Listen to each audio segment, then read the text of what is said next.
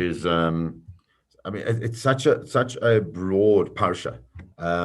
Obviously, we know that the parsha is the Egel HaZahav is really a big part of the parsha, but I don't want to look at that today. I'm going to spend tomorrow, Thursday, and Friday looking at the Egel HaZahav. What I want to look at before we get to the Egel HaZahav is to look at the Torah throws in after it spoke about what all the different the Ketoret. It's kind of like the Torah is like throwing in a few little final details around the Mishkan. And one of the details that gets brought up is the Torah says, the beginning of chapter 31 of Lamed Aleph, it says, Vaydaber Adonai el Moshe lemor, Hashem speaks to Moshe, and he says to him, Ra'ei, see, look, Karati b'shem Betzalel ben Uri ben Chur l'matei Yehuda. Says, see, just see that I've called on Betzalel ben Uri ben Chur l'matei Yehuda. I've called on this person called Betzalel, who we don't know anything about. We've never been introduced to him before. He's the son of Uri. We're not really sure who that is. The son of Chur. We know who Chur is.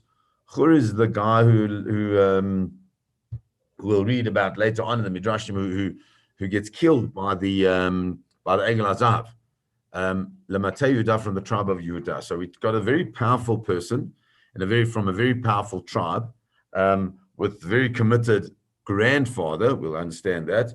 And he called, Hashem says, Ra'ei, look. He says to Moshe, Ra'ei, look, I'm calling on him, Va'amaleoto, and I'm going to fill him with the Ruach Elohim, with the spirit of Hashem, b'chochma, uvitfuna, uvadat, with chochma, tfuna, and dat, which we need to understand what each of those words mean, uvachol malacha, and all type of creative activity, in order to be able to think the thoughts around the gold, the silver, the copper, and all the different things of the Mishkan. And then the Torah says in Pasuk Vav, Va'ani hinei natati otot Eliyav ben Achisamach lematei Dan, and I also give him like a sidekick, an epi, we call it today, right? Eliyav ben Achisamach from Matei Dan, from the tribe of Dan. And they're going to go and create the Mishkan. So the question that we want to look at is, who is this Betzalel? Where does he come from? Why is he called Betzalel? What's this concept of Chochmah, Tfuna, and Da'at, and things that are related to that? So let's start. So Rashi says, Karati b'shem, I called him La'asot Malachti. He says, I've called for a person to do the malacha that I want, and I'm calling Betzalel. Who is this Betzalel? Who is this person that seems to be so special? So comes along the Orach Chaim HaKadosh. And the Orach Chaim HaKadosh says, who is this Betzalel and where does he come from? He says that why does it say Ra'ei Karati B'Shem? I called him in his name. He said, because within his name we can see a remez, a hint to who the person is. What is Betzalel? Number one, the concept of tsail is a shadow. So he says he's made a shadow la'el. He's made a shadow for Hashem. What does it mean that he's made a shadow for Hashem is a difficult thing to understand, but it seems to be that what it means, he's created a space. HaKadosh Baruch Hu's light is so enormous that if you don't have a shadow stopping that light from its intensity, then no one can experience that light. And that's really what Betzalel comes to do, is to create the space called the Mishkan, which serves as a means of creating a shadow of the light of Hashem so that people can enjoy it in some way. It's like, I suppose, like sunglasses in a way, that it allows us to enjoy the intensity of the sun without being damaged. Why Ben Uri? Ben Uri, she'asa makom la'asher orlo, to make a place la'asher orlo, which is light, which is the light of Hashem. Ben Chur, what? Ben Chur, the son of Chur, she'asa Yisrael b'nei Churin, me'avona egel. And here where the Orach Chaim throws in that it's clear that the chronology of the way the Torah is presented is not always in the chronology in which it happened, because here we're talking about the creation of the Mishkan, And it's only going to be later on that we're going to read about the Egel HaZahav. But comes along, the Torah calls him Ben Chur. Why does specify his name? Sha'asai Yisrael B'nei Chorin, that made Israel B'nei Chorin. B'nei Chorin, we use its terminology in Pesach.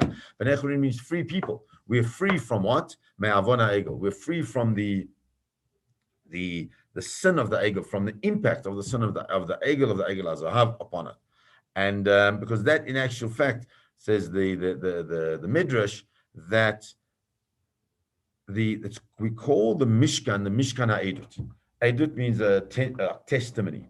Edut l'chol, because what is it coming to be a testimony? As Edut l'chol, it comes a testimony for everyone. Shenimchal lahem avon ha'egel. That the avon, the sin of the egel, was completely forgiven for Bnei Yisrael, and that's why he calls on this Betzalel, who in his very essence, in his very name, is this ability to be able to bring the light of Hashem and to bring the freedom from the activity, the previous activities that they had been involved in. And it carries on the Orach Chaim and says, "V'zeyavo al nachon omro v'amalei." What does it mean, v'amalei? V'amalei means I'm going to fill him with, and points out the Orach Chaim that if you fill someone with something, it means that it must be. Says says that it must be that he had something else, but it just wasn't full. Like you want to fill up the glass because there's something in it, but you just want to make it full. So he says that's what it means. Va'amalei is that he already had some chokhmah, he had tfuna, he had a da'at, but it wasn't full, it wasn't complete, it wasn't enough for him to be able to do the job that he needed to do. And so there, va'amalei b'chokhmah, I will fill it up with chokhmah. Rabbi, what does tuna mean? I'm going to get to that. I'm going to get that now. No worries. That's we get from Rashi. So I just want to explain what he's saying. He wanted to fill him with the chokhmah, and it's not that he doesn't have it. It's chokhmah sheyesh bo osif lemaloto yoter. I've got to fill him with everything in order that he's got an overflowingness of chokhmah, tvuna, and da'at. Okay, in order for him to do the job. And it's on that question, Sarit, that Rashi answers, and he says the following. He says, these three things we need to understand. It's fascinating because this is the time where we bring them in, and Chabad is Chochmah Bina Dat. This is where it comes from. It's the concept of these three things. What are these three things? Rashi says, Chochmah. Ma she'adam shomea me'acherim v'lamed. It's actually quite an amazing concept. Chokhmah is what a person hears from others, v'lamed, and he learns. Chokhmah is information. Chokhmah doesn't, it seems to be, it's not anything like deep necessarily. It's the things that we hear from other people, we learn from other people, and then we are able to then do something with that. What do we do with that? That's tvuna, according to Rashi. Mevin davar milibo mitoch dvarim shalamad. Understanding things from his heart, from the things that being able to take an idea or a concept and another idea and a concept and bringing them together from different aspects that we've learned in order to mevin, to understand what they really mean. The one thing is technical knowledge is one thing, but it's the understanding of the impact of that technical knowledge, which is what tvuna is. And it comes, and then so what's da'at? Da'at, Rashi says, is Ruach HaKodesh. Da'at is the space of the deepest connection to HaKadosh Baruch Hu. Ruach HaKodesh, we don't have nevuah any longer, we don't have prophecy anymore, so therefore that is Ruach HaKodesh.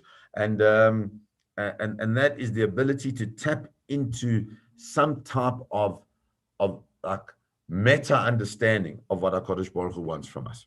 Okay, so that's according to Rashi. Now there are many other ways to explain it, what each one means, but I think Rashi gives us a normal Rashi way of understanding it, and that is very clear and very concise, and exactly what I think what helps us to go with what is. So really, what he filled Betzalel with is knowledge that he would have got from experience and engaging with other people.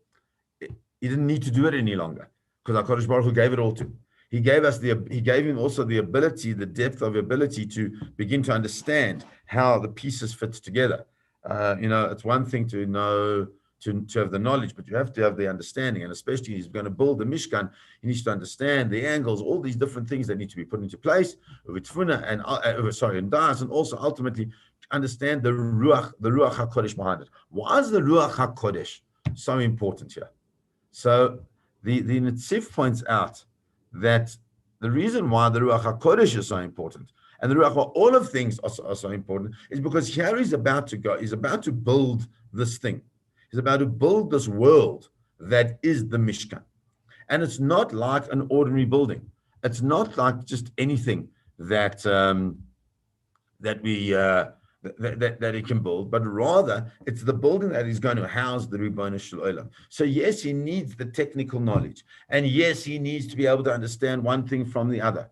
But the fundamental is the understanding of the Kedusha that needs to vest within the space.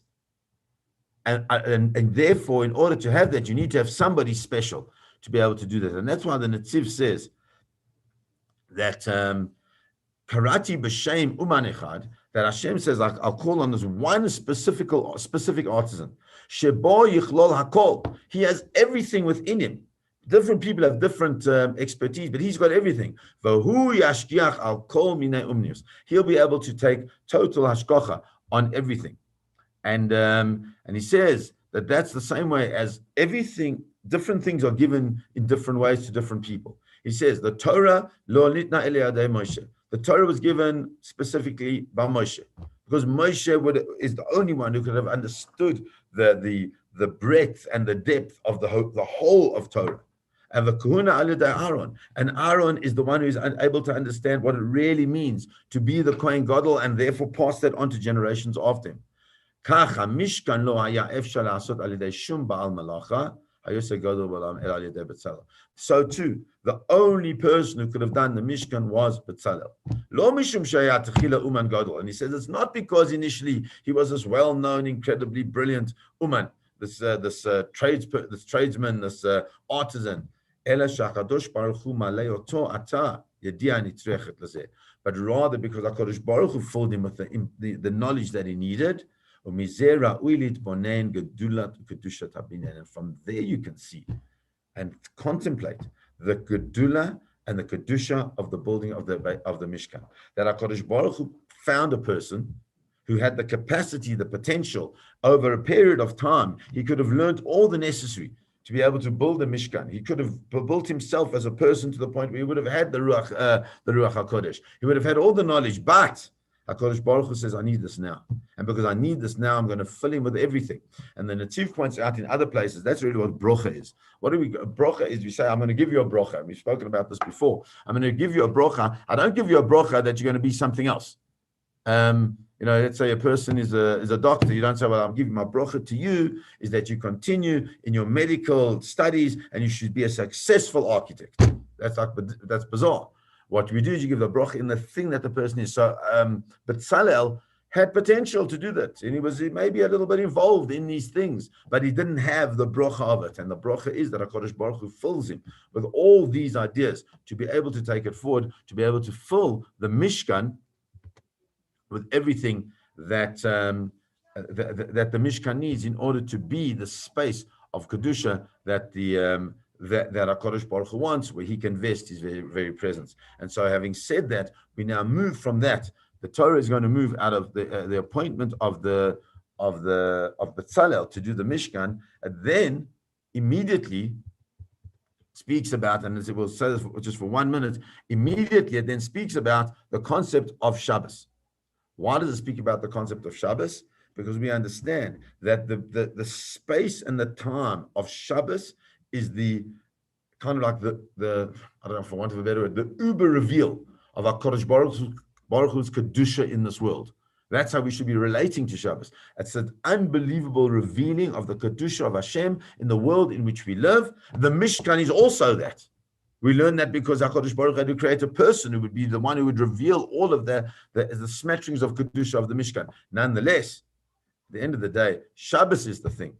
Right? That is the ultimate reveal and the thing that we have to come into contact with. And so that's why the Torah says Shabbos, after having presented Betzalel as the person that will make the Mishkan, and Meirat Hashem, from tomorrow we'll look at some of the aspects of the Egel Hazahav. Have a beautiful day, everybody. Thank you once again.